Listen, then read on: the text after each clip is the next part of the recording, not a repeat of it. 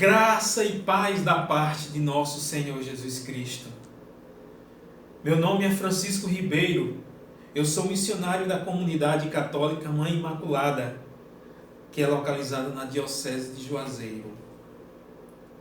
O tema da nossa formação é a importância da vida de oração e a vivência das regras de vida na nossa vocação. Para início de conversa, nós temos que invocar a presença da Santíssima Trindade. Em nome do Pai, do Filho e do Espírito Santo. Amém. Clamemos também a presença de Nossa Senhora, a Mãe Imaculada, ela que é mestra na oração. Invoquemos a sua presença para que ela possa nos ensinar a rezar, assim como ela ensinou a Jesus. Ave Maria, cheia de graça, o Senhor é convosco. Bendita sois vós entre as mulheres, bendito é o fruto do vosso ventre, Jesus. Santa Maria, Mãe de Deus, rogai por nós, pecadores, agora e na hora da nossa morte. Amém. Eu queria te fazer uma pergunta, meu irmão. O que é oração? O que você entende por oração? Saber o seu conceito é extremamente necessário para que possamos rezar cada vez melhor. O Catecismo da Igreja Católica nos ensina belamente o que é oração, quando ele nos diz no seu parágrafo 2559, a oração é a elevação da alma ou pedido de bens adequados. Santa Teresinha também nos apresenta um conceito muito bonito sobre a oração. Ela nos diz: para mim, a oração é um impulso do coração, é um simples olhar lançado ao céu, é um grito de gratidão e de amor, tanto no meio da tribulação, como no meio da alegria. Portanto, meus irmãos, para Santa Teresinha, a oração é um impulso do coração, de um coração que ama, de um coração que vibra de alegria em saber que vai encontrar com o seu amado. E quando devemos rezar? Santa Teresinha também nos ensina: no meio da tribulação, em meio à alegria, ou seja, a todo momento devemos rezar. O Catecismo também nos questiona em algo bem interessante. Ele nos faz uma pergunta: de onde nós falamos ao rezar? Do nosso orgulho? Da nossa própria vontade? Ou de um coração humilde e contrito? Esse também é um questionamento para cada um de nós. Quando nos colocamos diante de Deus para rezar, de onde está brotando a nossa oração? Será que nós rezamos sempre com um coração humilde e contrito? Fica essa questão para nós podermos refletir. A humildade é vital para recebermos o dom da oração. Mas o que é ser humilde? Você sabe o que é ser humilde? Será que nós somos realmente humildes? Humilde é uma pessoa que reconhece as suas limitações e não se mostra superior diante de ninguém. Portanto, quando nós nos colocamos a rezar, nós temos que nos reconhecer humildes. Não podemos nos impor, porque diante de Deus, o que nós somos? O que nós somos? Portanto, nós temos que nos colocar nessa posição de pessoas humildes. Deus, é o primeiro a chamar o homem à oração. Mesmo que nós o esqueçamos ou que nos escondamos dele, que corramos atrás dos ídolos ou o recuse, acusando-o também de ter nos abandonado. Isso também nos fala o Catecismo da Igreja Católica. Ele quer o quê? Que nós estejamos sempre com Ele. Qual é o pai que não quer estar próximo dos seus filhos? Essa citação do Catecismo da Igreja Católica se resume numa simples frase: misericórdia de Deus pelo homem. Como nos diz São Paulo na segunda carta a Timóteo, capítulo 2, versículo 13, se somos infiéis, Ele, quem? Deus, continua fiel e não pode desdizer-se. É isso que Deus quer para nós, meus irmãos. Quer que estejamos sempre na sua presença. Dando sequência a esse nosso estudo baseado no Catecismo da Igreja Católica, o parágrafo 2699 nos diz que a tradição guardou 3 fórmulas de oração. E quais são?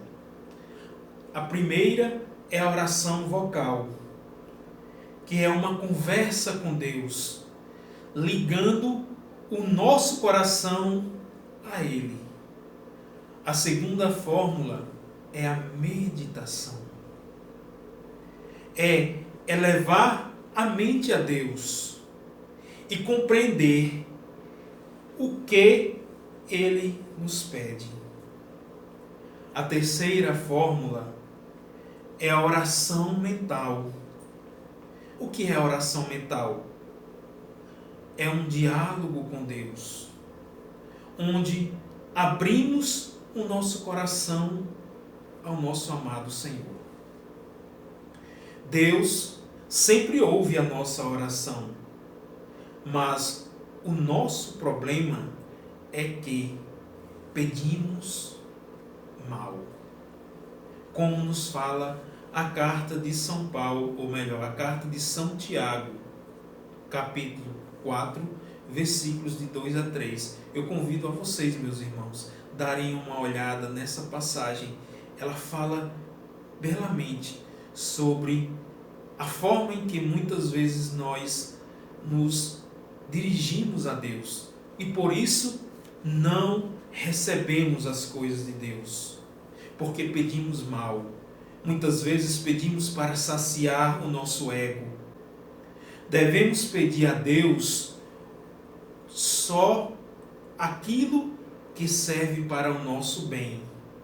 E quando Deus não nos conceder naquele momento, continuamos a pedir, porque Ele mesmo nos diz no Evangelho de São Mateus: peça e será dado, bata e a porta será aberta. Mas coloquemos diante de Deus como Pai, porque Ele sabe realmente o que nós precisamos e quando e como precisamos. Logo, às vezes, Ele não atende nosso pedido justamente por isso, porque muitas vezes não é o momento certo, não é da forma correta, mas no momento certo, no momento decisivo, Deus nos concederá, se for aquilo que nos leva a um melhor caminho ou nos dar uma graça para que possamos crescer na nossa vida enquanto pessoas, enquanto seres humanos. Nos parágrafos 2725, 2726, 2728, 2730 e 2745, o Catecismo fala sobre o combate da oração, onde o mesmo nos diz que a oração é um combate contra nós e o tentador, que quer nos afastar a todo custo da oração. O combate se dá contra o quê? Contra o nosso eu. Por isso que o catecismo nos diz que a oração é um combate contra nós. Justamente é contra esse eu pecador.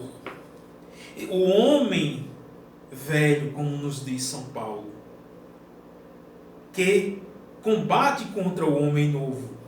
O homem que quer cada vez mais se entregar a Deus por meio da oração. O homem que quer estar na presença de Deus. E daí é onde começa as dispersões. É daí onde começa os pensamentos vagos. Porque o eu possessivo e dominador quer, por meio dos desejos, por meio dos pensamentos que não convêm àquele momento, nos dispersar.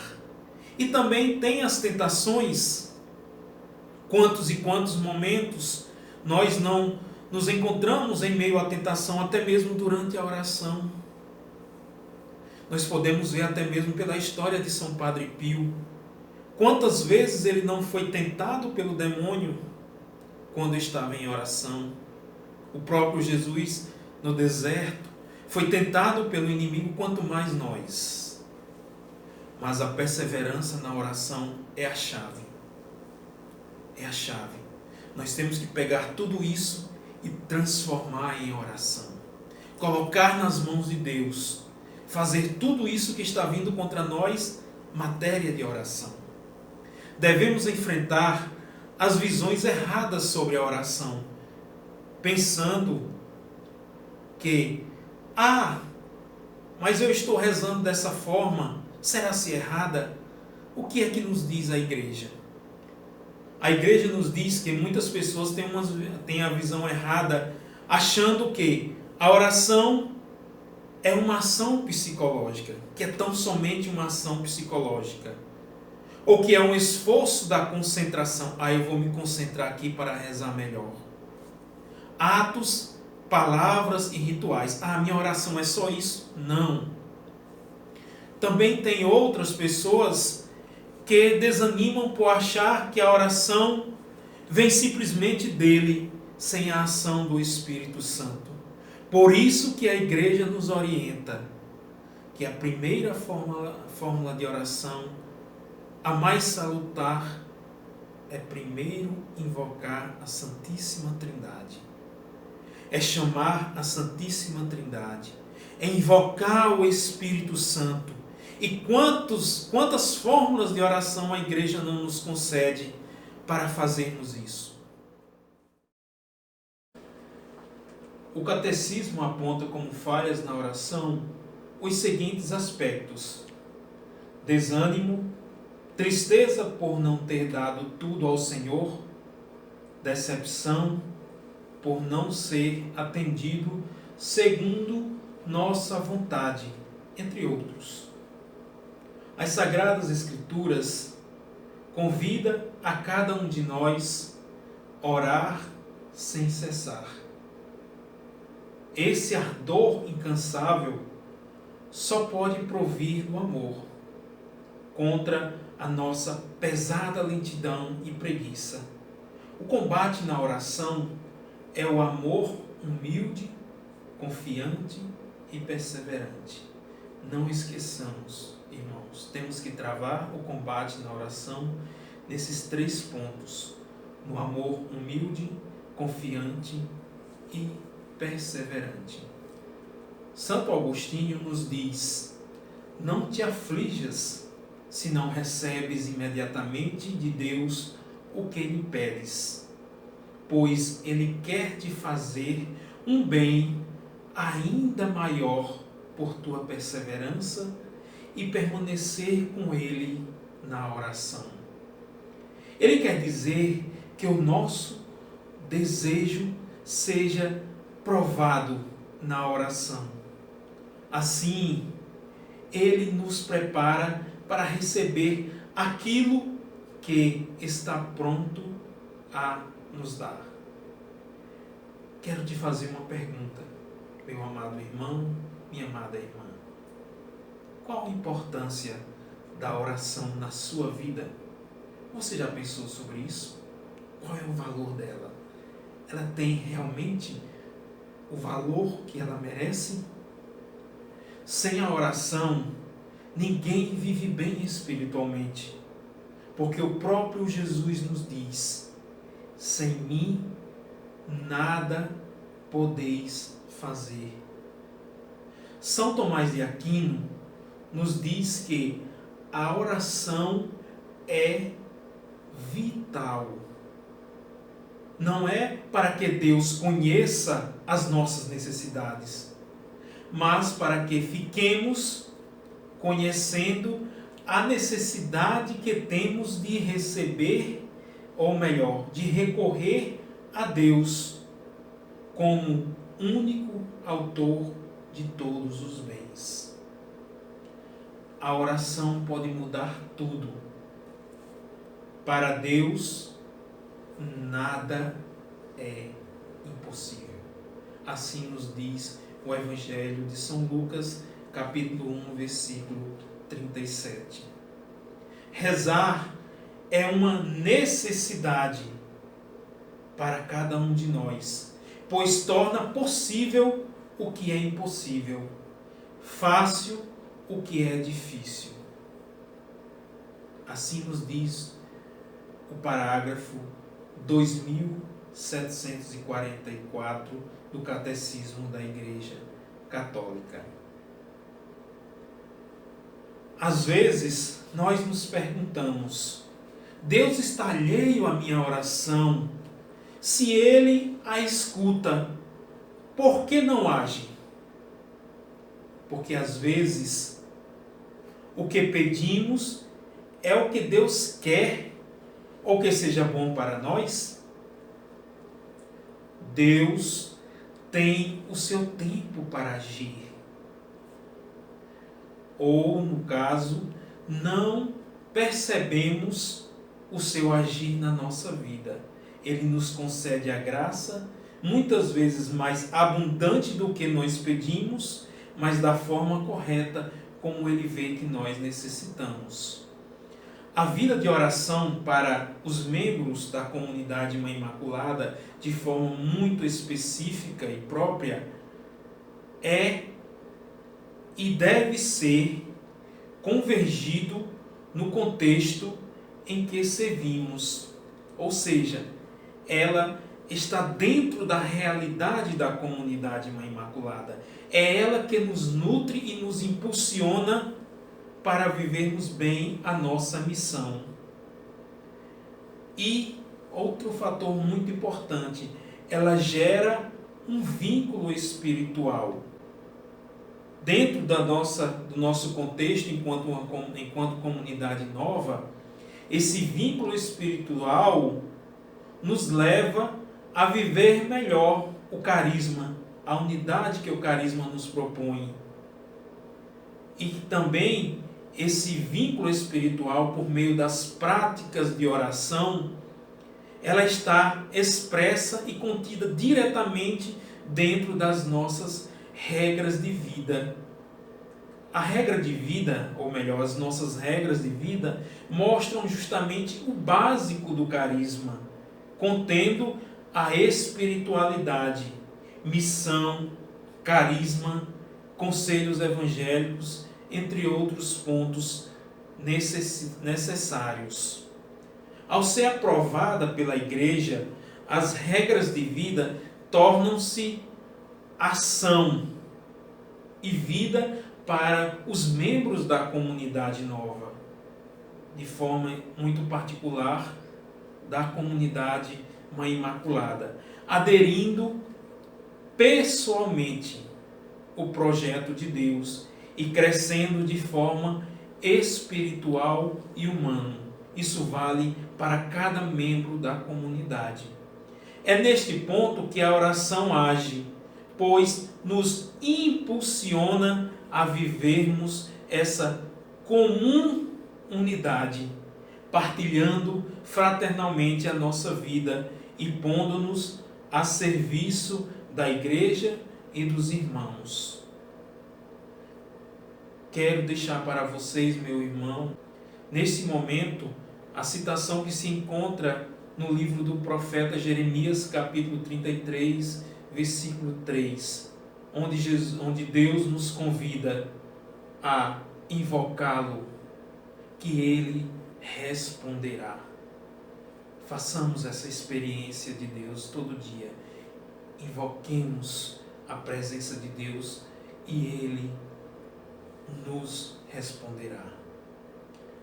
Obrigado, meu irmão, minha irmã, por ter essa oportunidade de partilhar com você a palavra de Deus, esses ensinamentos maravilhosos. Agradeçamos a Deus por essa oportunidade e glorifiquemos a Santíssima Trindade dizendo: glória ao Pai, ao Filho e ao Espírito Santo, como era no princípio, agora e sempre. Amém. Fiquemos na paz de nosso Senhor Jesus Cristo.